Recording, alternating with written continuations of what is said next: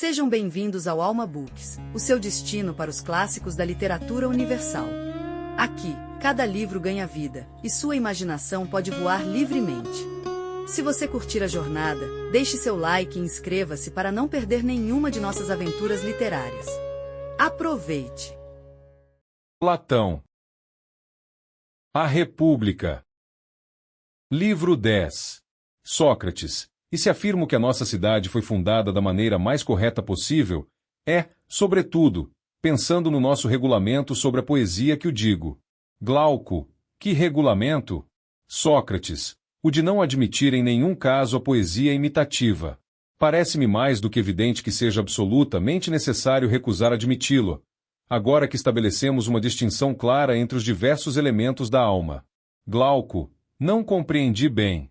Sócrates. Digo, sabendo que não ireis denunciar-me aos poetas trágicos e aos outros imitadores, que, segundo creio, todas as obras deste gênero arruinam o espírito dos que as escutam, quando não têm o antídoto, isto é, o conhecimento do que elas são realmente. Glauco. Por que falas assim? Sócrates. É preciso dizê-lo, embora uma certa ternura e um certo respeito que desde a infância tenho por Homero me impeçam de falar. Na verdade, parece ter sido ele o mestre e o chefe de todos esses belos poetas trágicos. Mas não se deve testemunhar a um homem mais consideração do que a verdade. Como acabei de dizer, é um dever falar. Glauco. Com certeza. Sócrates. Escuta então, ou, antes, responde-me. Glauco. Interroga. Sócrates. Poderás dizer-me o que é, em geral, a imitação? É que eu não concebo bem o que ela se propõe. Glauco. E como queres, então, que eu o conceba? Sócrates. Não haveria nisso nada de espantoso. Muitas vezes, os que têm a vista fraca percebem os objetos antes daqueles que a têm penetrante. Glauco. Isso acontece. Mas, na tua presença, nunca ousarei dizer o que poderia parecer-me evidente. Vê tu, portanto. Sócrates. Muito bem. Queres que partamos deste ponto, no nosso inquérito, segundo o nosso método habitual? Realmente, temos o hábito de supor uma certa forma, e uma só, para cada grupo de objetos múltiplos a que damos o mesmo nome. Compreendes isto? Glauco. Compreendo. Sócrates. Tomemos então aquele que quiseres desses grupos múltiplos. Por exemplo, há um sem número de camas e mesas. Glauco. Pois bem. Sócrates. Mas, para esses dois móveis, há apenas duas formas, uma de cama, outra de mesa. Glauco. Assim é, Sócrates. Não costumamos também dizer que o fabricante de cada um desses móveis se preocupa com a forma, para fazer, as camas, o outro, as mesas de que nos servimos, e assim para os outros objetos? E que a forma em si mesma ninguém a modela, não é assim? Glauco. Por certo que não. Sócrates. Mas dize-me agora que nome darás a este obreiro. Glauco. Qual? Sócrates. Aquele que faz tudo o que fazem os diversos obreiros, cada um no seu gênero. Glauco. Estás a falar de um homem hábil e maravilhoso. Sócrates. Espera um pouco mais e afirmarás mais acertadamente. Esta adesão de que falo não é apenas capaz de fazer todas as espécies de móveis, mas também produz tudo que brota da terra, modela todos os seres vivos, incluindo ele próprio, e, além disso, fabrica a terra, o céu, os deuses e tudo que é no céu e tudo que é sob a terra, no Hades. Glauco. Aí está um sofista maravilhoso. Sócrates. Duvidas de mim? Mas diz-me, achas que não existe um artesão assim? Ou que, de certa maneira, se possa criar tudo isso e, de outra, não se possa? Mas tu mesmo observas que poderias criá-lo, de certa maneira. Glauco. E que maneira é essa? Sócrates. É simples. Pratica-se muitas vezes e rapidamente. Muito rapidamente até, se quiseres pegar num espelho e andar com ele por todos os lados. Farás imediatamente o sol e os astros do céu, a terra, tu mesmo e os outros seres vivos, e os móveis e as plantas e tudo aquilo de que falávamos há instantes. Glauco. Sim, mas serão aparências, e não objetos reais. Sócrates. Bem, chegas ao ponto mais importante do discurso. Suponho que seja verdade que entre os artesãos desta natureza é preciso contar também com o pintor, não achas? Glauco. Como não? Sócrates. Mas tu me dirás, penso eu, que o que ele faz não é verdadeiro. Contudo, de certo modo, o pintor também faz uma cama. Ou não, Glauco, sim, pelo menos uma cama aparente. Sócrates, e o marceneiro? Não disseste há pouco que não fazia forma ou, segundo nós, o que é a cama, mas uma cama qualquer? Glauco, disse, é verdade. Sócrates, pois bem, se não faz o que é, não faz o objeto real, mas um objeto que se assemelha a este, sem ter a sua realidade, e se alguém dissesse que a obra do marceneiro ou de qualquer outro artesão é real, seria acertado dizer que isso seria falso? Glauco, seria a conclusão a que chegariam os que se ocupam de tais questões. Sócrates, por conseguinte, não devemos nos admirar que essa obra seja algo de obscuro, se comparado com a verdade. Glauco, não. Sócrates, apoiando-nos nestes exemplos, procuremos agora descobrir o que pode ser o imitador. Glauco, se tu quiseres. Sócrates, vejamos que há 3 espécies de camas, uma que existe na natureza das coisas e de que podemos dizer que Deus é o Criador. Quem mais seria, senão ele? Glauco, ninguém, na minha opinião. Sócrates, uma segunda é a do marceneiro. Glauco, sim. Sócrates, e uma terceira, a do pintor. Glauco, seja. Sócrates, assim, o pintor, o marceneiro e Deus são 3 que presidem a forma destas 3 espécies de camas. Glauco, sim, são efetivamente 3. Sócrates, e Deus, ou porque não quis agir de modo diferente, ou porque uma necessidade qualquer o obrigou a não fazer senão uma cama na natureza, fez unicamente essa que é a cama real.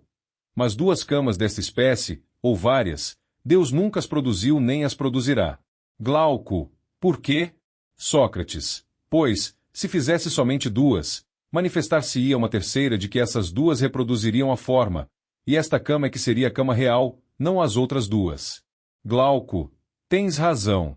Sócrates, Deus, sabendo isso, penso eu, e querendo ser o criador verdadeiro de uma cama real, e não o fabricante particular de uma cama particular, criou essa cama única por natureza.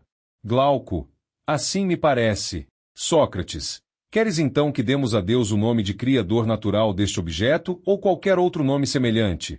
Glauco, nada mais justo, visto que criou a natureza desse objeto e de todas as outras coisas. Sócrates, e o marceneiro? Devemos chamá-lo de obreiro da cama, não é verdade? Glauco, sim, é Sócrates. E chamaremos ao pintor o obreiro e o criador desse objeto? Glauco, de modo nenhum. Sócrates, dize-me então o que é ele em relação à cama. Glauco, parece-me que o nome que lhe conviria melhor é o de imitador daquilo de que os outros 2 são os artífices. Sócrates, que seja. Chamas, portanto, imitador ao autor de uma produção afastada 3 graus da natureza. Glauco, com certeza. Sócrates, desse modo, o autor de tragédias, se é um imitador, estará por natureza afastado 3 graus do rei da verdade, assim como todos os outros imitadores. Glauco, e provável. Sócrates, então estamos nós de acordo quanto ao imitador. Mas, sobre o pintor, responde-me ainda. Tenta ele, a teu ver, imitar cada uma das coisas que existem na natureza ou as obras dos artesãos? Glauco, as obras dos artesãos. Sócrates, tais como são ou tais como parecem ser? Distingue mais isto. Glauco, o que queres dizer? Sócrates, vê, caro Glauco, uma cama, quer a olhes de lado, quer de frente, quer de qualquer outra maneira, é diferente de si mesma ou, sem diferir, parece diferente? E acontece o mesmo com as outras coisas?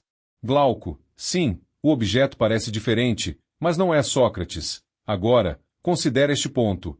Qual destes 2 objetivos se propõe a pintura no que se refere a cada objeto? Representar o que é tal como é ou o que parece tal como parece?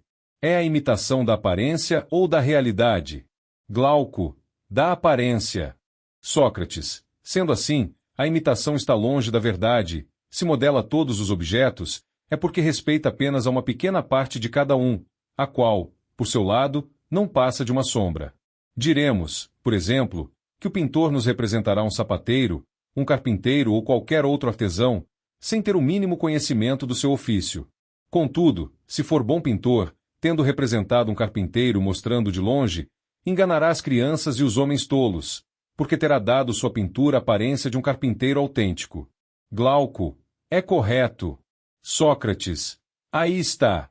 No meu modo de ver, o que se deve pensar de tudo isto é o seguinte: quando um indivíduo vem nos dizer que encontrou um homem conhecedor de todos os ofícios, que sabe tudo que cada um sabe do seu ramo, e com mais exatidão do que qualquer outro, devemos assegurá-lo de que é um ingênuo e que, ao que parece, deparou com um charlatão e um imitador, que o iludiu a ponto de lhe parecer onisciente, porque ele mesmo não era capaz de distinguir a ciência, a ignorância e a imitação.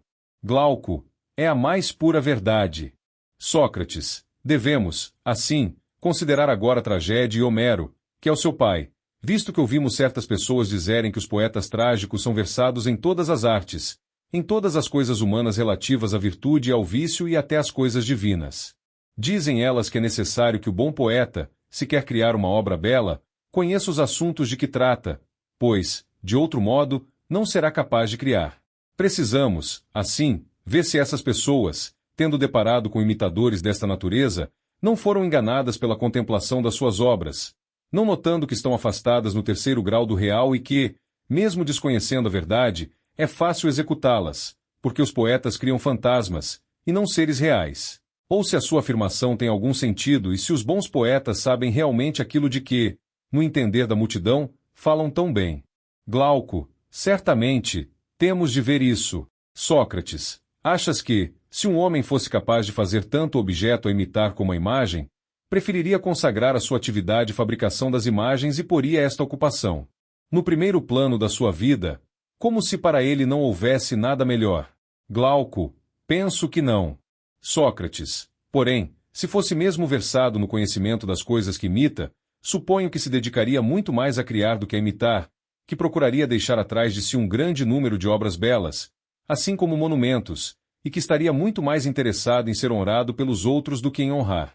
Glauco, creio que sim, porque não há, nesses dois papéis, igual honra e proveito. Sócrates, sendo assim não peçamos contas a Homero nem a nenhum outro poeta sobre vários assuntos. Não lhes perguntemos se um deles foi médico, e não apenas imitador da linguagem destes, que curas se atribuem a um poeta qualquer, antigo ou moderno, como Esculápio, ou que discípulos eruditos em medicina deixou atrás de si, como Esculápio deixou os seus descendentes. De igual modo, no que concerne às outras artes, não os interroguemos, vamos deixá-los em paz. Mas sobre os assuntos mais importantes e mais belos que Homero decide tratar, as guerras, o comando dos exércitos, a administração das cidades, a educação do homem, talvez seja justo interrogá-lo e dizer-lhe: caro Homero, se é verdade que, no que respeita à virtude, não estás afastado no terceiro grau da verdade, artífice da imagem, como definimos o imitador, se te encontras no segundo grau e nunca foste capaz de saber que práticas tornam os homens melhores ou piores. Na vida particular e na vida pública, diz-nos qual, entre as cidades, graças a ti, se governou melhor, como, graças a Licurgo, o Lacedemônio, e graças a muitos outros, muitas cidades, grandes e pequenas? Que estado reconhece que foste para ele um bom legislador e um benfeitor? A Itália e a Sicília tiveram Carondas, e nós, Solon, mas a ti que estado pode citar? Poderia indicar um só que fosse? Glauco, não acredito. Os próprios Homéridas não dizem nada. Sócrates, menciona-se alguma guerra, no tempo de Homero, que tenha sido bem conduzida por ele ou pelos seus conselhos? Glauco, nenhuma. Sócrates, citam-se então dele, como de um homem hábil na prática, várias invenções engenhosas que digam respeito às artes ou a outras atividades, como se faz acerca de Tales de Mileto e de Anacarsis. O cita? Glauco, não se diz nada. Sócrates, ora, se Homero não prestou serviços públicos, disse, ao menos, que tenha, durante a vida, estado à frente da educação de alguns particulares, que o tenham amado ao ponto de se prenderem à sua pessoa e tenham transmitido à posteridade um plano de vida homérica, como foi o caso de Pitágoras, que inspirou uma profunda dedicação deste gênero e cujos seguidores ainda hoje chamam pitagórico ao modo de existência pelo qual parecem distinguir-se dos outros homens. Glauco, não, também nesse aspecto não se diz nada, porque Creófilo, o discípulo de Homero, expôs-se talvez mais ao ridículo pela sua educação do que pelo seu nome, se é verdade o que se fala de Homero. Na verdade, Disse que este foi estranhamente desprezado em vida por essa personagem. Sócrates. E isso que se diz. Mas achas, Glauco, que se Homero tivesse estado mesmo em condições de instruir os homens e torná-los melhores, possuindo o poder de conhecer, e não o de imitar, não teria feito muitos discípulos que o teriam honrado e estimado? Protágoras de Abdera, Pródico de Cos e muitos outros chegam a persuadir os seus contemporâneos, em conversas privadas, de que não poderão administrar nem a sua casa nem a sua cidade, se eles mesmos não presidirem a sua educação, e por esta sabedoria fazem-se amar tanto que os seus discípulos os levariam sobre os ombros quase em triunfo. Se Homero tivesse sido capaz de ajudar os homens de seu tempo a serem virtuosos, tê-lo-iam deixado, a ele ou a Hesíodo, errar de cidade em cidade recitando seus versos? Não os amariam mais do que a todo o ouro do mundo? Não os teriam forçado a ficar junto deles, no seu país? Ou se não tivessem podido convencê-los, não o teriam seguido por toda parte, até que recebessem uma educação suficiente? Glauco, o que dizes, Sócrates, parece-me a pura verdade. Sócrates, tomemos como princípio que todos os poetas, a começar por Homero, são simples imitadores das aparências da virtude e dos outros assuntos de que tratam, mas que não atingem verdade. São semelhantes nisso ao pintor de que falávamos há instantes, que desenhará uma aparência de sapateiro, sem nada entender de sapataria, para pessoas que, não percebendo mais do que ele, julgam as coisas segundo a aparência? Glauco. Sim. Sócrates. Diremos também que o poeta aplica a cada arte cores adequadas, com as suas palavras e frases, de tal modo que, sem ser competente senão para imitar, junto daqueles que, como ele, só veem as coisas segundo as palavras, passa por falar muito bem, quando fala, observando o ritmo, a métrica e a harmonia, quer de sapataria, quer de arte militar, quer de outra coisa qualquer. Tal o encanto que esses ornamentos têm naturalmente e em si mesmos. Despojadas do seu colorido artístico e citadas pelo sentido que encerram, sabes bem, creio eu, que figura fazem as obras dos poetas, visto que também tu assististe a isso. Glauco. É verdade. Sócrates. Não se parecem rostos das pessoas que não têm outra beleza além do viço da juventude, quando esse viço passou? Glauco. É exato. Sócrates. Pois bem, leva isto em consideração. O criador de imagens, o imitador, não entende nada da realidade, só conhece a aparência. Glauco. Certo. Sócrates. Não deixemos o assunto a meio, vejamo-lo mais a fundo. Glauco. Fala. Sócrates. Dizemos que o pintor pintará rédeas e um freio. Glauco. Sim. Sócrates. Mas o correeiro e o ferreiro é que os fabricarão. Glauco. Certo. Sócrates. É por acaso o pintor que sabe como devem ser feitos o freio e as rédeas? Ou será aquele que os fabrica, ferreiro ou correeiro? Não é antes aquele que aprendeu a servir-se deles, o simples cavaleiro? Glauco. Exato. Sócrates. Não diremos que o mesmo se passa em relação a todas as coisas? Glauco. Como assim?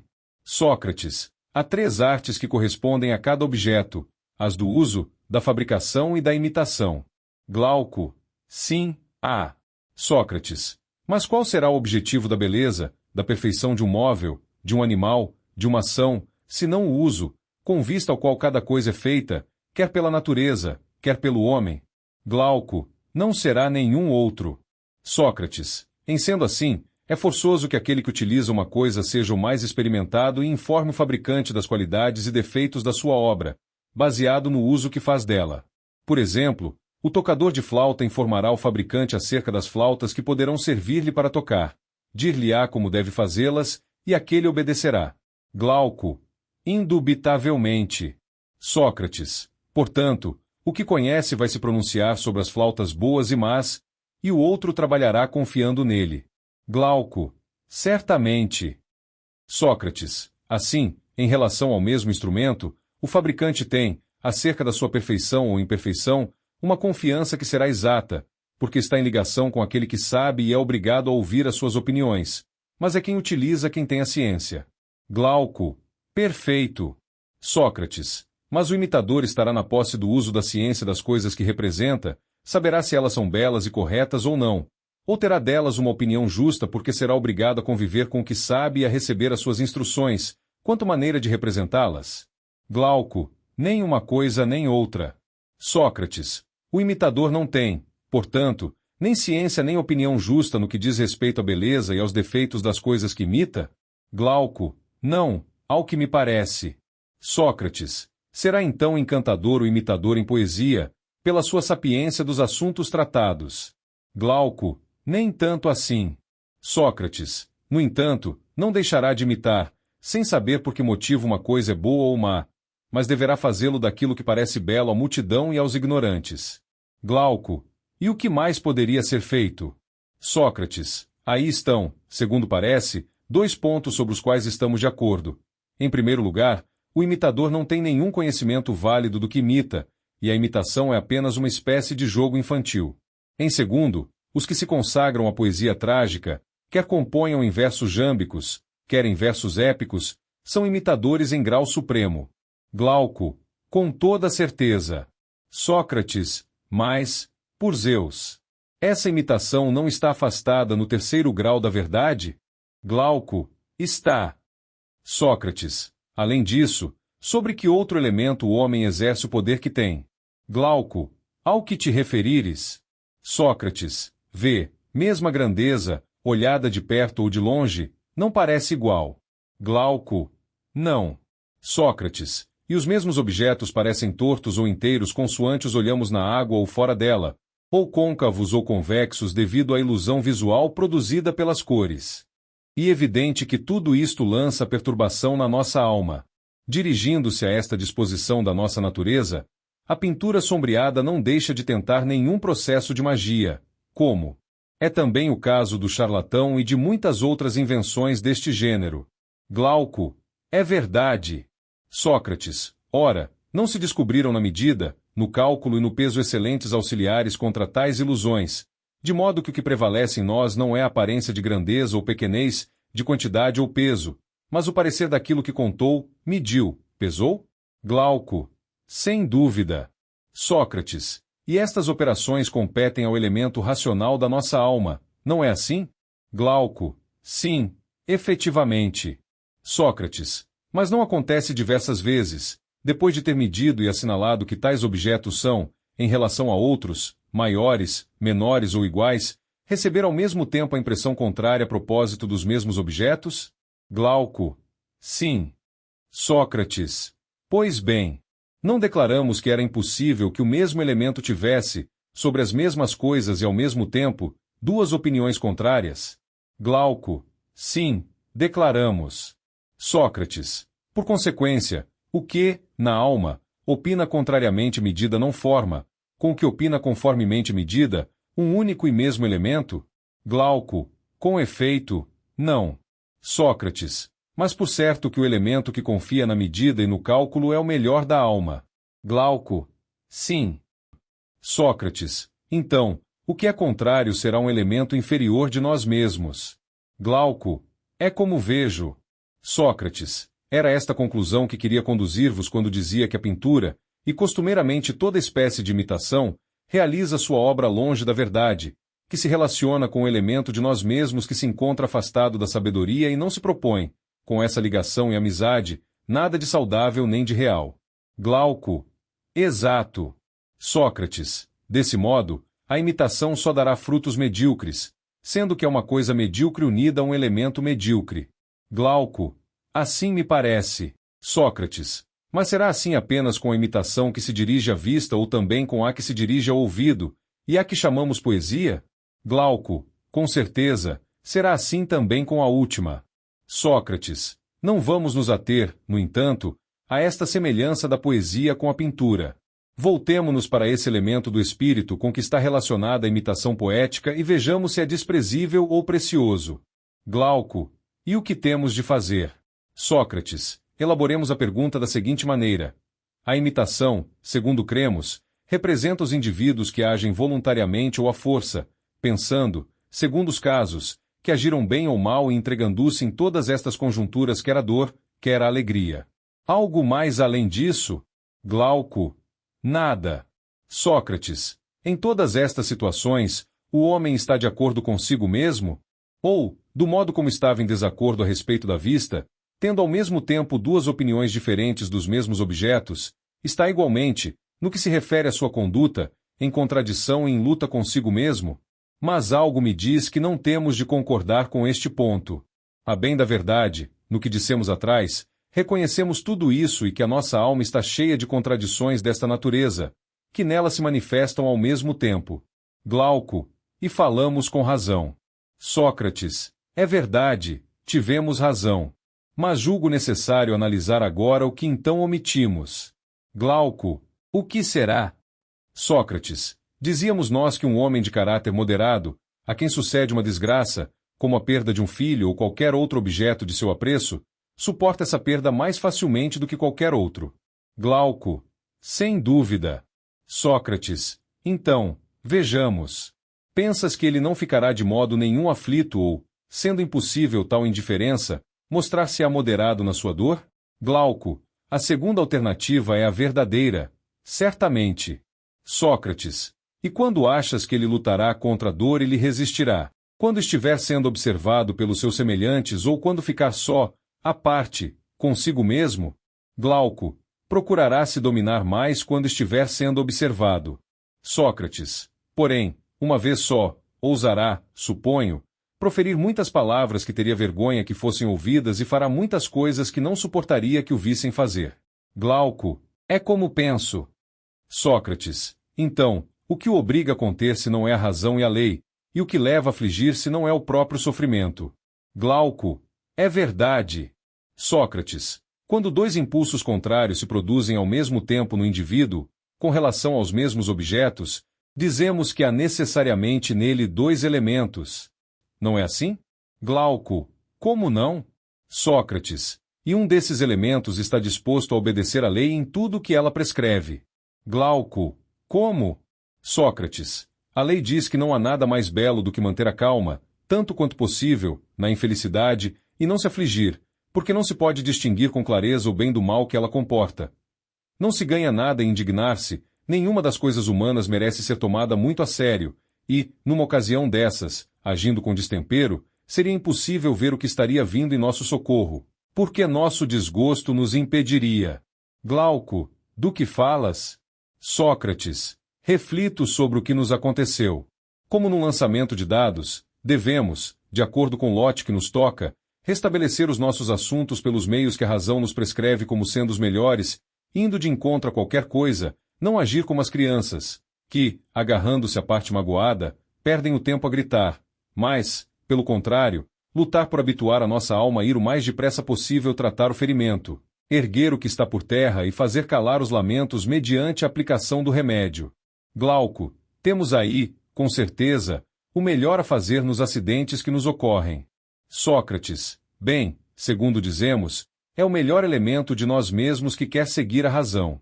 Glauco, evidentemente. Sócrates, e o elemento que nos leva a recordar a infelicidade e os lamentos, de que não pode saciar-se, não diremos que é irracional, ocioso e amigo da covardia? Glauco, diremos, com razão. Sócrates, o caráter irascível presta-se a imitações numerosas e variadas, ao passo que o caráter prudente e tranquilo, sempre igual a si mesmo, não é fácil de imitar, nem fácil de compreender, uma vez expresso, sobretudo numa assembléia em festa e pelos homens de todo tipo que se encontram reunidos nos teatros. Estariam assim imitando sentimentos que lhes são estranhos. Glauco, correto. Sócrates, então, é claro que o poeta imitador não se ensina, por natureza, para um tal caráter da alma, e o seu talento não se importa em agradar-lhe, visto que pretende salientar-se no meio da multidão. Ao contrário, inclina-se para o caráter irritável e instável, porque este é fácil de imitar. Glauco, é óbvio. Sócrates, podemos, com razão, censurá-lo e considerá-lo o par do pintor. Assemelhar-se a ele por só produzir obras sem valor, do ponto de vista da verdade, e assemelhar-se também, por estar relacionado com o elemento inferior da alma, e não com o melhor dela. Estamos, então, bem fundamentados para não recebermos no estado que deve ser regido por leis sábias, visto que esse indivíduo desperta, alimenta e fortalece o elemento mal da alma e assim arruína o elemento racional, como ocorre num estado que se entrega aos maus, deixando-os tomar-se fortes e destruindo os homens mais nobres. Diremos o mesmo do poeta imitador que introduz um mau governo na alma de cada indivíduo, lisonjeando o que nela há de racional, o que é incapaz de distinguir o maior do menor, que, pelo contrário, considera os mesmos objetos ora grandes, ora pequenos, que só produz fantasias e se encontra a uma distância enorme da verdade. Glauco, certamente. Sócrates, e vê que ainda não acusamos a poesia do mais grave dos seus malefícios. O que mais devemos recear nela é, sem dúvida, a capacidade que tem de corromper, mesmo as pessoas mais honestas, com exceção de um pequeno número. Glauco, com certeza. Sócrates, ouve e considera o caso dos melhores de nós. Quando vemos Homero ou qualquer outro poeta trágico imitar um herói na dor, que, no meio dos seus lamentos, se estende numa longa tirada ou canta ou bate no peito, sentimos, como sabes, prazer. Acompanhamos tudo isso com a nossa simpatia e, no nosso entusiasmo, louvamos como um bom poeta aquele que, no mais alto grau possível, provocou em nós tais disposições. Glauco, certo, como poderia eu ignorá-lo? Sócrates, mas, quando uma desgraça doméstica nos fere, já percebeste que fazemos força por manter a atitude contrária, por ficarmos calmos e mostrar coragem, porque isso é próprio de um homem e o comportamento que há instantes aplaudíamos só fica bem às mulheres? Glauco, sim, notei. Sócrates, então, é belo elogiar um homem com o qual não gostaríamos de nos parecer, que por sua atitude nos faria corar, e, em vez de sentir repugnância, comprazermo-nos com esse espetáculo e louvá-lo? Glauco, não, por Zeus. Isso não me parece correto. Sócrates, sem dúvida, sobretudo se analisares o caso deste outro ponto de vista. Glauco, qual? Sócrates, se considerares que esse elemento da alma que, nos nossos maiores infortúnios, reprimimos, que tem sede de lágrimas e gostaria de se saciar de lamentações, coisas que é de sua natureza desejar, é aquele mesmo que os poetas se esforçam por satisfazer e contentar. E que, de outra feita, o elemento melhor de nós mesmos, não estando suficientemente formado pela razão e pelo hábito, desiste do seu papel de soldado, em face desse elemento propenso às lamentações, com pretexto de que é simples espectador das desgraças dos outros, que para ele não há vergonha, se um outro que se diz homem de bem verte lágrimas vãs, em louvá-lo e lamentá-lo, que considera o seu prazer algo de que não suportaria privar-se, desprezando toda a obra. É bem verdade que é dado a poucas pessoas ponderar que o que se sentiu a propósito das desgraças do outro se sente a propósito das suas. Por isso, depois de termos alimentado a nossa sensibilidade com essas desgraças, não é fácil contê-la nas nossas próprias. Glauco, nada mais verdadeiro que isso. Sócrates, o mesmo argumento não se aplica ao riso, segundo penso. Embora tendo vergonha de fazer rir, sentes um vivo prazer na representação de uma comédia ou, na vida particular, numa conversa burlesca, detestas essas coisas por serem vulgares, se comportando do mesmo modo que nas emoções patéticas. E que essa vontade de fazer rir que reprimias pela razão, receando ganhar a reputação de desabusado, tu irás libertá-la, e, se lhe deres força, sucede-te muitas vezes que, entre os teus familiares, te abandones ao ponto de te tomares autor cômico. Glauco, tens razão. Sócrates, e no que diz respeito ao amor, à cólera e a todas as outras paixões da alma, que acompanham cada uma das nossas ações, a imitação poética não provoca em nós semelhantes efeitos?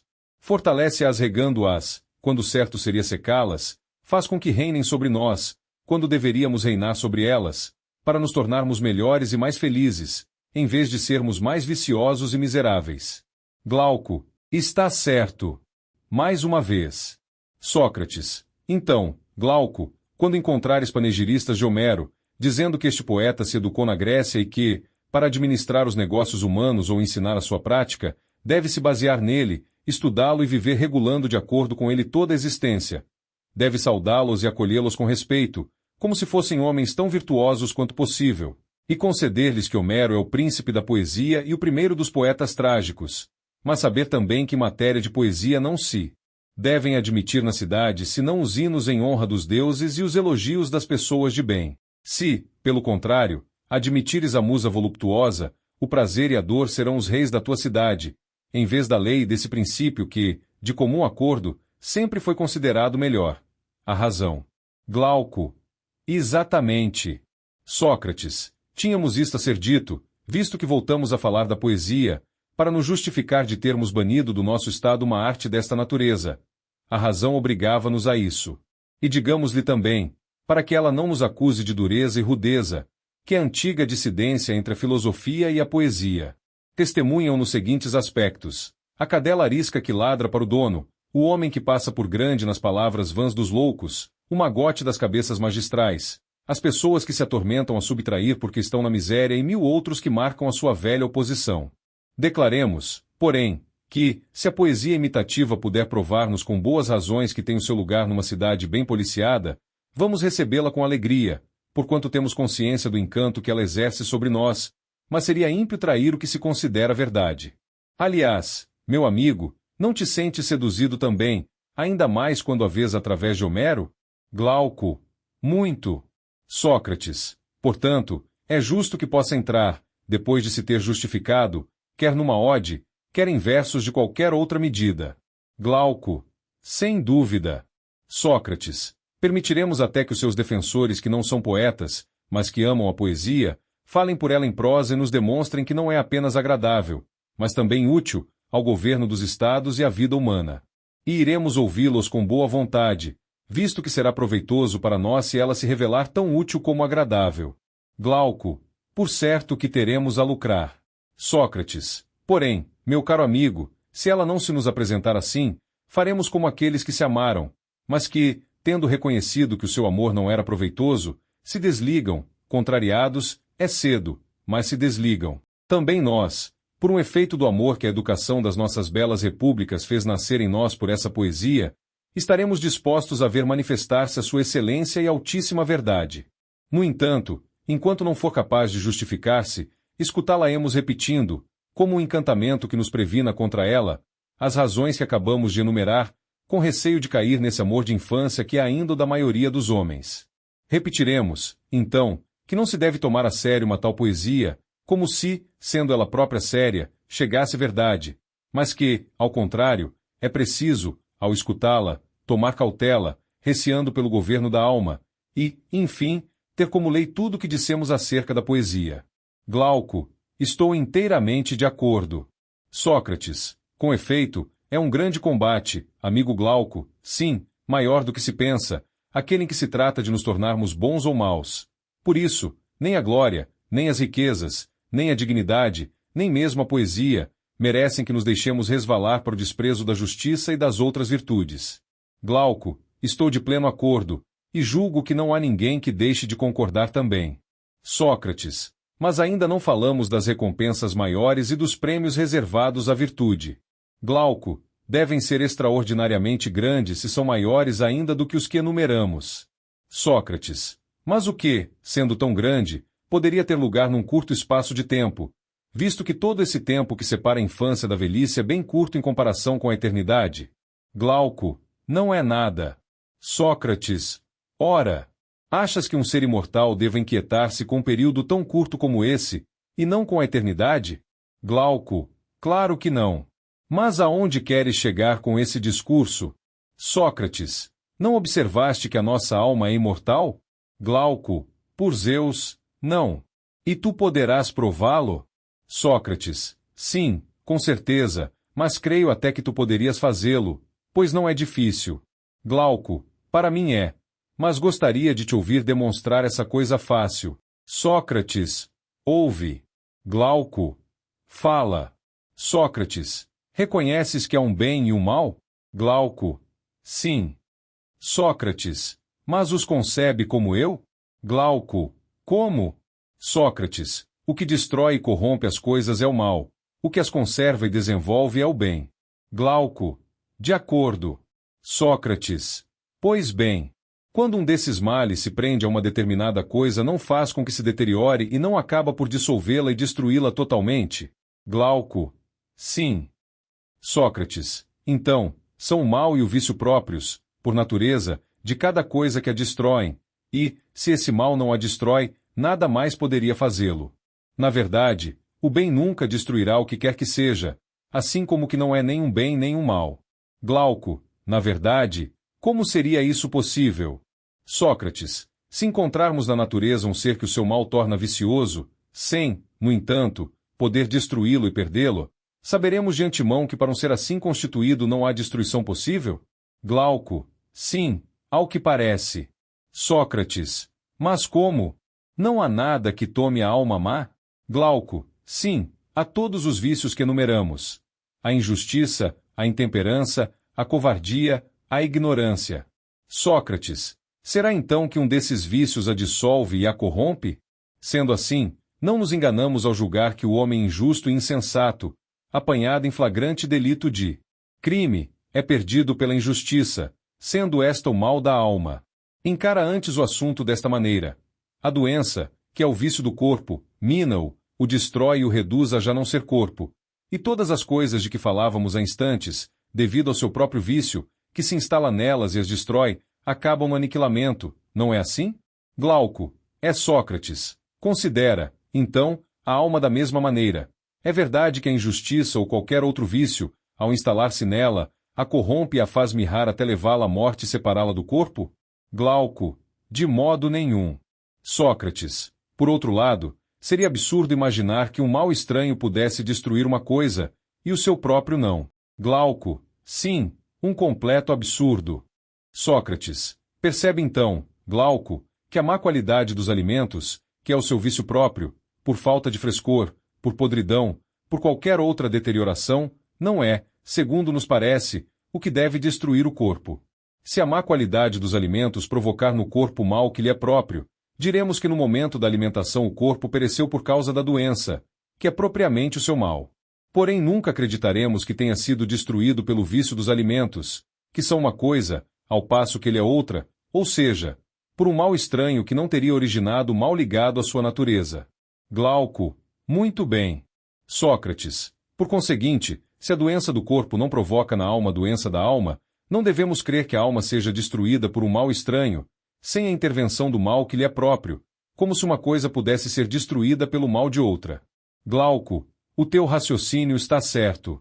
Sócrates, desse modo, cremos que estas provas são falsas, ou então, enquanto não forem refutadas, evitemos dizer que a febre, ou qualquer outra doença, ou o assassinato, mesmo que o corpo fosse cortado em pedacinhos, podem contribuir para a ruína da alma, a não ser que nos demonstrem que o efeito destes acidentes do corpo é tornar a alma mais injusta e ímpia. Mas, quando um mal estranho surge numa coisa, sem que a ele se junte o mal particular, não deixemos que se diga que essa coisa pode morrer disso. Glauco, é bem verdade que ninguém conseguirá provar que as almas dos moribundos se tomam mais injustas por causa da morte. Sócrates, mas se alguém ousasse fazer face ao nosso raciocínio e afirmar, para não ser forçado a reconhecer a imortalidade da alma, que o moribundo se torna pior e mais ímpio, concluiríamos que, se diz a verdade, a injustiça é, como a doença, fatal para o homem que a tem dentro de si, e que é deste mal, mortífero por natureza, que perecem aqueles que o recebem, os mais injustos, mais cedo, os menos injustos, mais tarde, ao passo que a causa real da morte dos maus é o castigo que lhes é infligido pela sua injustiça. Glauco, por Zeus, a injustiça não pareceria tão terrível se fosse mortal para o que a recebe dentro de si, visto que seria uma libertação do mal. Penso mesmo que, ao contrário, se descobrirá que ela mata os outros, tanto quanto está em seu poder, ao mesmo tempo que dá vitalidade e vigilância ao indivíduo que a tem. Assim, está longe de ser uma causa de morte. Sócrates, está certo.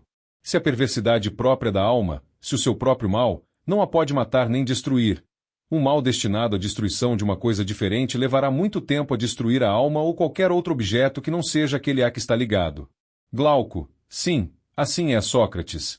Então, quando não existir apenas um único mal, próprio ou estranho, que possa destruir uma coisa, é evidente que essa coisa deve existir sempre. Assim, se existe sempre, é imortal. Glauco, certamente. Sócrates, consideremos isto verdade.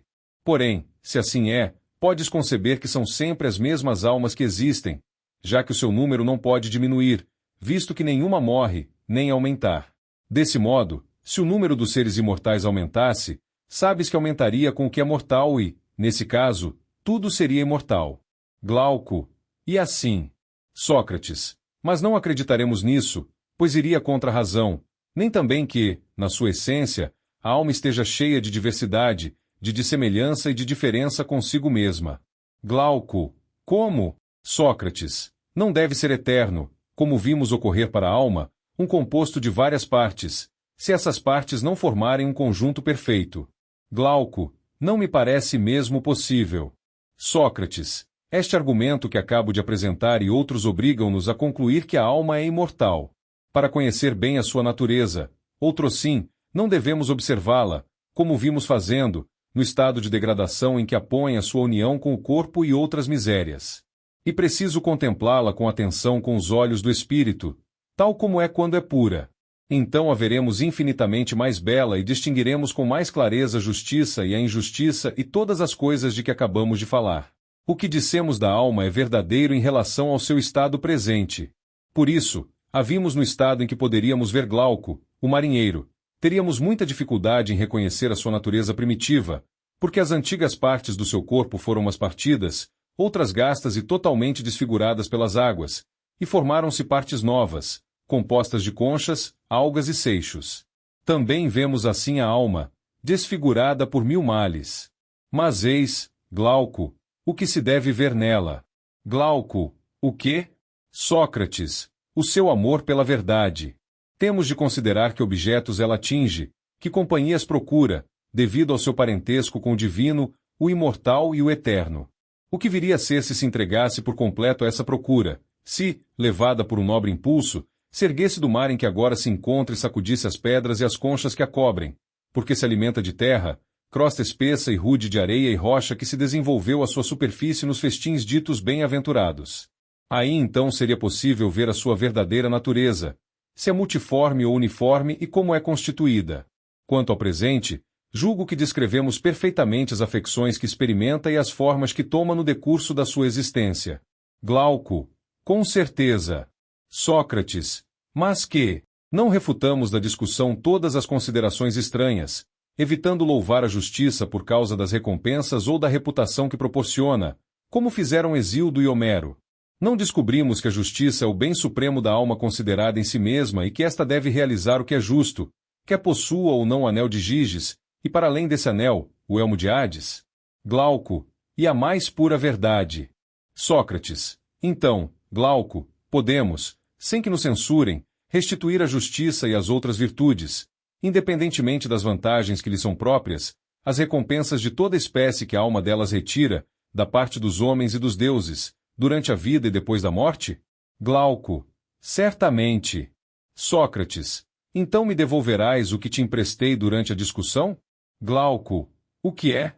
Sócrates, concedi que o justo podia passar por mal e o mal por justo. A bem da verdade, tu pediste que, embora fosse impossível enganar os deuses e os homens, te concedesse isso, para que a justiça pura fosse julgada em relação à injustiça pura. Não te lembras? Glauco, não agiria bem se não me lembrasse. Sócrates, assim, visto que foram julgadas, volto a pedir, em nome da justiça, que a reputação que ela possui junto dos deuses e dos homens lhe seja reconhecida por nós, confito de que ganhe também os prêmios que recebe por essa reputação e que distribui àqueles que a têm. Com efeito, demonstramos que ela dispensa os bens que provêm da realidade e não engana os que a recebem realmente na alma. Glauco, o que pedes é justo. Sócrates, portanto, em primeiro lugar, restitui a mim este ponto, que, pelo menos, os deuses não se enganem a respeito do que são justo e o injusto. Glauco, pois bem, restituo. Sócrates, e, se os deuses não se enganam, têm amor pelo primeiro, e, pelo segundo, ódio, como concordamos no princípio. Glauco, exato. Sócrates, mas não havemos de reconhecer que tudo que vem dos deuses será, para aquele que eles amam, tão bom quanto possível, a não ser que tenha traído sobre si, por uma fatia anterior, algum mal inevitável? Glauco, sim, certamente. Sócrates, temos de admitir, então, que, quando um homem justo está exposto à pobreza, à doença ou a qualquer outro destes pretensos males, isso acabará por ser-lhe proveitoso, durante a vida ou depois da morte, pois os deuses não podem desprezar alguém que se esforça por ser justo e por tomar-se, tanto quanto é possível ao homem, pela prática da virtude, semelhante a ela. Glauco, é natural que um tal homem não seja desprezado pelo seu semelhante. Sócrates, e em relação ao injusto, não se deve pensar o contrário? Glauco, sem dúvida alguma. Sócrates, são estes, com efeito, os prêmios que, por parte dos deuses, pertencem ao justo. Glauco, assim o penso. Sócrates, E por parte dos homens? Não é assim que as coisas acontecem, na verdade. Os patifes astutos não fazem como esses atletas que correm bem até o limite do estádio, mas não fazem o mesmo na volta? Começam por lançar-se com rapidez, mas ao final as pessoas riem deles, quando os veem, de orelha caída, retirar-se precipitadamente sem serem coroados. Ao contrário, os verdadeiros corredores chegam ao fim, ganham o prêmio e recebem a coroa. Ora, não costuma-se passar o mesmo em relação aos justos? No termo de qualquer empreendimento, do trato que tem com os outros e da sua vida, não adquirem prestígio e não ganham os prêmios que os homens dão? Glauco, certamente. Sócrates, permitirás, portanto, que eu aplique aos justos o que tu disseste dos maus. Pretendo que os justos, tendo chegado à idade madura, obtenham na sua cidade as magistraturas que queiram obter, que escolham a sua mulher onde quiserem e deem os seus filhos em casamento a quem melhor lhes aprouver. E tudo aquilo que disseste desses, digo agora destes. E direi também sobre os maus que a maioria deles, mesmo ao esconder o que são durante a juventude, se deixam apanhar no fim da sua carreira e se tomam motivo de troça. Quando chegam à velhice, são insultados na sua miséria pelos estrangeiros e pelos cidadãos, são chicoteados e sujeitados a esses castigos que com razão qualificavas de atrozes. Depois, são torturados, queimados com fenos em brasa. Vê se estou a enumerar todos os suplícios que suportam e vê se me podes permitir que fale assim. Glauco, certamente, pois que tens razão. Sócrates, são estes os prêmios, as recompensas e os presentes que o justo recebe dos deuses e dos homens durante a vida, para além dos bens que lhe proporciona a própria justiça. Glauco, são belas e sólidas recompensas, bem o vejo.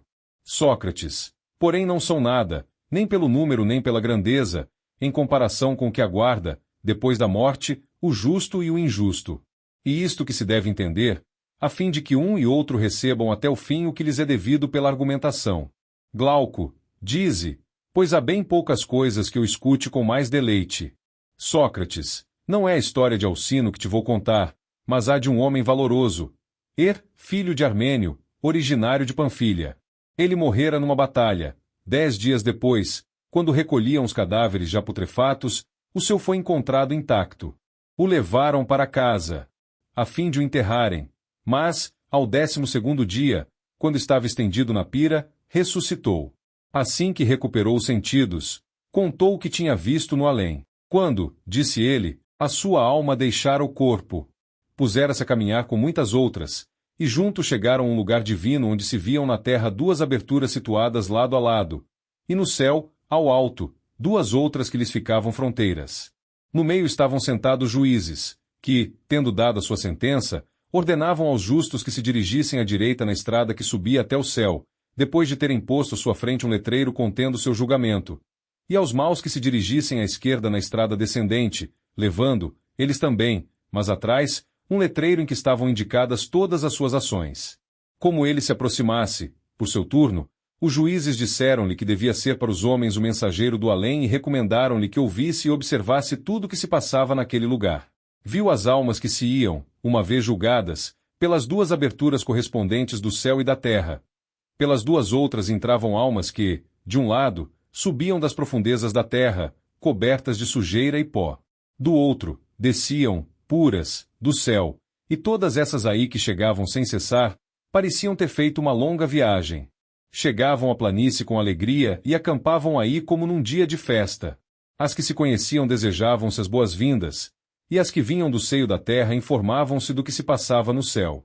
As demais, que vinham do céu, informavam do que se passava debaixo da terra. As primeiras contavam as suas aventuras gemendo, chorando, a lembrança dos inúmeros males e de tudo que tinham sofrido ou visto sofrer, durante a sua estada subterrânea, que tem 1000 anos de duração, ao passo que as outras, que vinham do céu, falavam de prazeres deliciosos e de visões de extraordinário esplendor. Diziam muitas coisas, Glauco, que exigiriam muito tempo para ser relatadas. Mas aqui está o resumo, segundo por determinado número de injustiças que tinha cometido em detrimento de uma pessoa e por determinado número de pessoas em detrimento das quais tinha cometido a injustiça, cada alma recebia, para cada falta, 10 vezes a sua punição e cada punição durava 100 anos, ou seja, a duração da vida humana, a fim de que a expiação fosse o décuplo do crime. Por exemplo, os que tinham causado a morte de muitas pessoas, seja traindo cidades ou exércitos, seja reduzindo homens à escravidão, seja se prestando a cometer qualquer outro tipo de maldade, eram atormentados 10 vezes mais por cada um desses crimes. Os que, em vez disso, tenham praticado o bem à sua volta, tinham sido justos e piedosos, recebiam, na mesma proporção, a recompensa merecida. A respeito dos que foram mortos ainda na infância ou que viveram apenas alguns dias, dava outros pormenores que não merece a pena referir. Para a impiedade e a piedade em relação aos deuses e aos pais e para o homicídio, havia, segundo ele, castigos e recompensas ainda maiores. Ele dizia ter estado presente quando uma alma perguntou a outra onde estava Ardieu, o Grande. Este Ardieu fora tirano de uma cidade de Panfilha 1000 anos antes dessa época. Havia matado seu velho pai, o irmão primogênito e cometido, dizia-se, muitos outros sacrilégios. Bem, a alma interrogada respondeu não veio, não virá nunca a este lugar. Porque, entre outros espetáculos horríveis, vimos este, quando estávamos perto da abertura e prestes a subir, depois de termos sofrido as nossas penas, vimos de súbito esse tal Ardieu com outros, a maior parte, tiranos como ele, mas havia também particulares que se tinham tornado culpados de grandes crimes. Estes julgavam poder subir, mas a abertura recusou-lhes a passagem e mugia sempre que tentava sair um desses homens que se tinham consagrado inteiramente ao mal ou que não tinham expiado o suficiente. Então, dizia ele, seres selvagens, com os corpos em chamas, que estavam ali perto, ouvindo o mugido, agarraram alguns e levaram-nos. Quanto a Ardieu e aos outros, depois de lhes terem manietado e amarrado os pés e a cabeça, derrubaram-nos, esfolaram-nos, depois arrastaram-nos para fora do caminho e fizeram-nos dobrar sobre arbustos espinhosos, declarando a todos os que passavam por que motivos tratavam assim e que iam precipitá-los no Tártaro. Nesse lugar, acrescentava, tinham sentido terrores de toda espécie, mas este sobrepunha-se a todos. Cada um temia que o mugido se fizesse ouvir no momento em que deveria subir e foi para eles uma viva alegria poderem subir sem que ele rompesse o silêncio. Tais eram, mais ou menos, as penas e os castigos, assim como as recompensas correspondentes. Cada grupo passava 7 dias na planície. Ao 8º, devia levantar o acampamento e pôr-se a caminho para chegar, 4 dias mais tarde, a um lugar de onde se via uma luz direita como uma coluna estendendo-se desde o alto, através de todo o céu e de toda a terra, muito semelhante ao arco-íris, mas ainda mais brilhante e mais pura. Chegaram lá após um dia de marcha, e aí, no meio da luz, viram as extremidades dos vínculos do céu, porque essa luz é o laço do céu. Como as armaduras que cingem os flancos, mantém o conjunto de tudo que ele arrasta na sua revolução. A essas extremidades está suspenso o fuso da necessidade, que faz girar todas as esferas. A haste e a agulha são de aço, e a roca, uma mistura de aço e outras matérias. É a seguinte natureza da roca.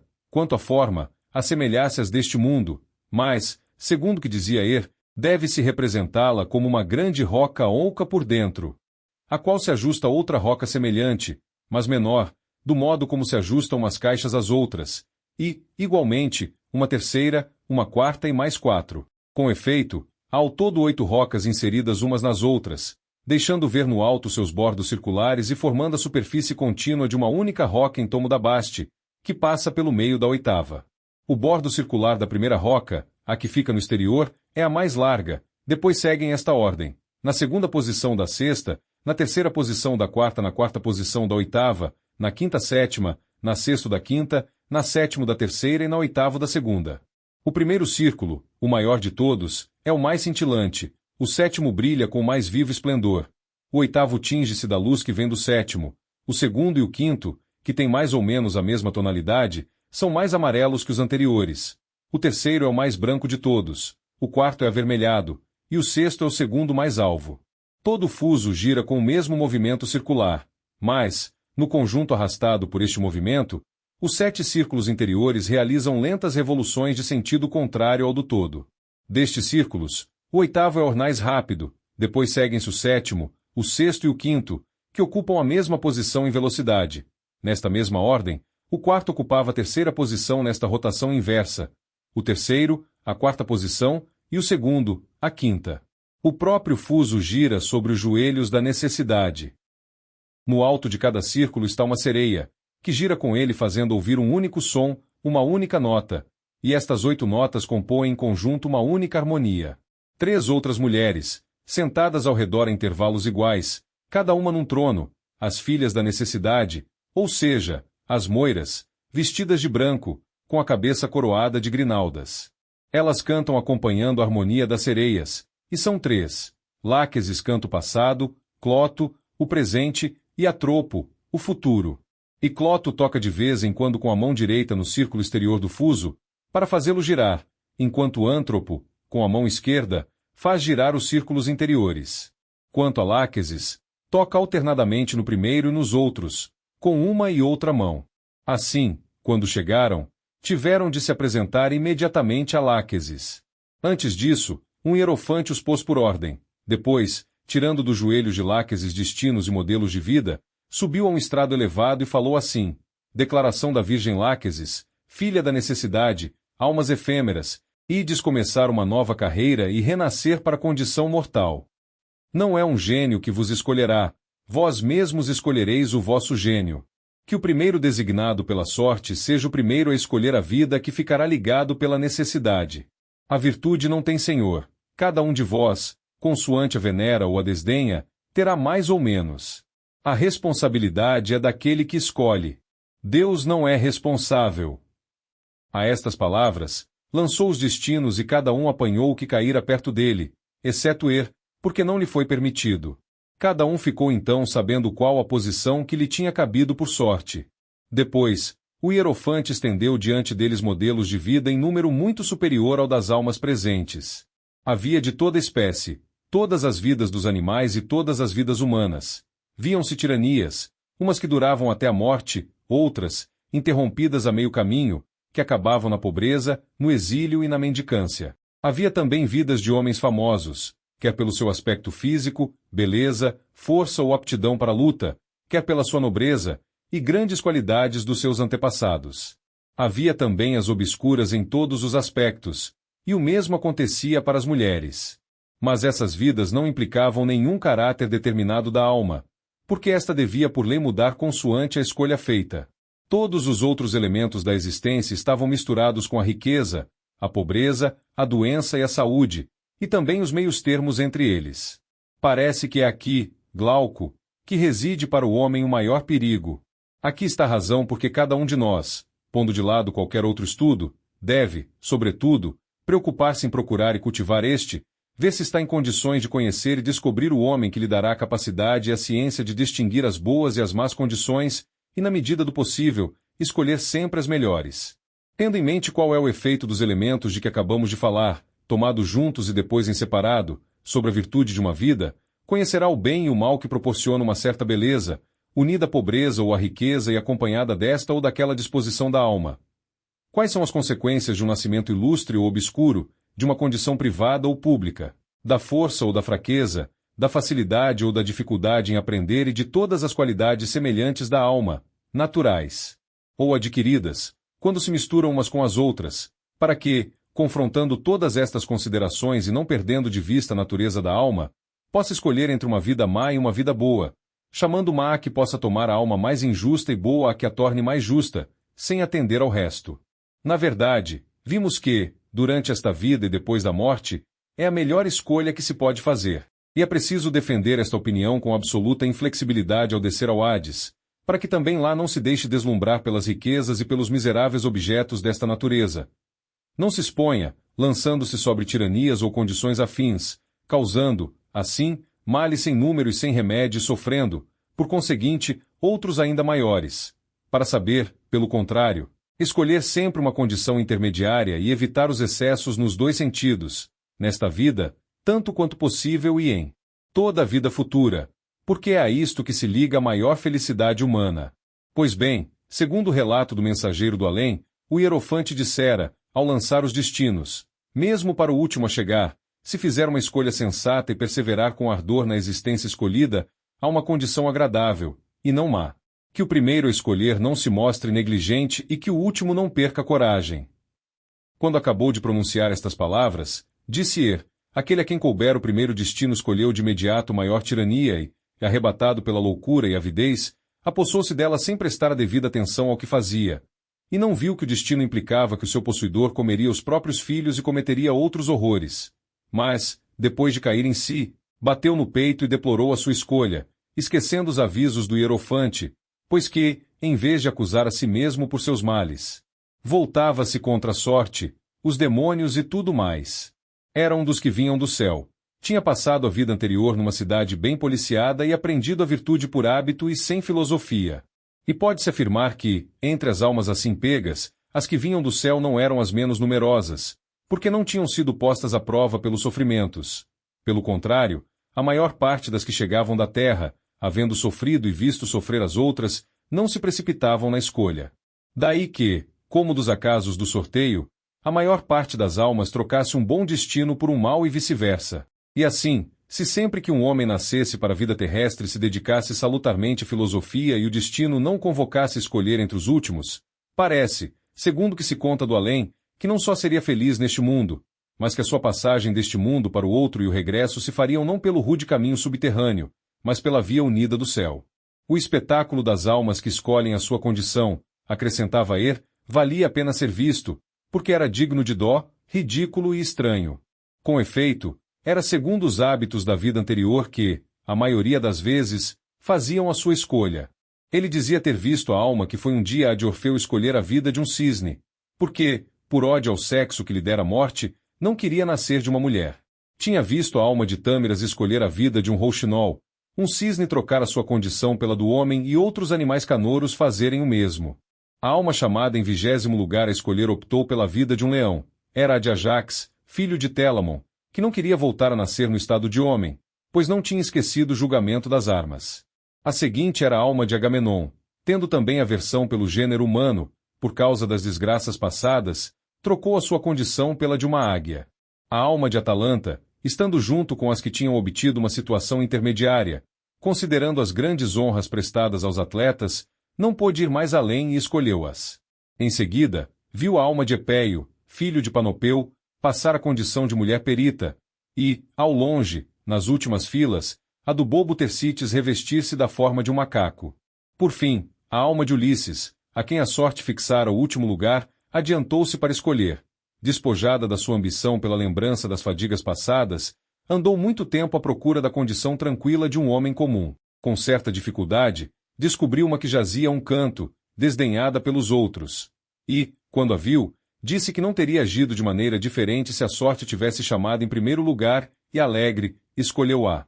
De igual modo os animais passavam a condição humana ou a de outros animais, os injustos nas espécies ferozes, os justos nas espécies domesticadas. Faziam-se assim cruzamentos de todas as espécies. Depois que todas as almas escolheram a sua vida, avançaram para Láquesis pela ordem que a sorte lhes fixara. Esta deu a cada uma o gênio que tinha preferido, para lhe servir de guardiã durante a existência e realizar o seu destino. O gênio conduzia-a primeiramente a Clótoi, fazendo-a passar por baixo da mão desta e sob o turbilhão do fuso e movimento, ratificava o destino que ela havia escolhido. Depois de ter tocado o fuso, levava-a para a trama de Átropo, para tomar irrevogável o que tinha sido fiado por Cloto. Então, sem se voltar, a alma passava por baixo do trono da necessidade, e, quando todas chegaram ao outro lado, dirigiram-se para a planície do Lete, passando por um calor terrível que queimava e sufocava, pois esta planície está despida de árvores e de tudo o que nasce da terra. Ao anoitecer, acamparam nas margens do rio Ameles, cuja água nenhum vaso pode conter. Cada alma é obrigada a beber uma certa quantidade dessa água, mas as que não usam de prudência bebem mais do que deviam. Ao beberem, perdem a memória de tudo. Então, quando todas adormeceram e a noite chegou à metade, um trovão se fez ouvir, acompanhado de um tremor de terra, e as almas, cada uma por uma via diferente, lançadas de repente nos espaços superiores para o lugar do seu nascimento, faiscaram como estrelas. Quanto a ele, dizia Er, tinham-lhe impedido de beber a água. Contudo, ele não sabia por onde nem como a sua alma se juntara ao corpo. Abrindo de repente os olhos, ao alvorecer, vira-se estendido na pira. E foi assim, Glauco, que o mito foi salvo do esquecimento e não se perdeu, e pode salvar-nos, se lhe prestarmos fé. Então atravessaremos com facilidade o Lete e não mancharemos a nossa alma. Portanto, se acreditas em mim, crendo que a alma é imortal e capaz de suportar todos os males, assim como todos os bens, nos manteremos sempre na estrada ascendente, e de qualquer maneira, praticaremos a justiça e a sabedoria. Assim estaremos de acordo conosco e com os deuses, enquanto estivermos neste mundo e quando tivermos conseguido os prêmios da justiça, como os vencedores que se dirigem à Assembleia para receberem os seus presentes. E seremos felizes neste mundo e ao longo da viagem de 1000 anos que acabamos de relatar. Fim. Esperamos que tenha curtido cada minutinho. Inscreva-se para não perder nenhuma novidade.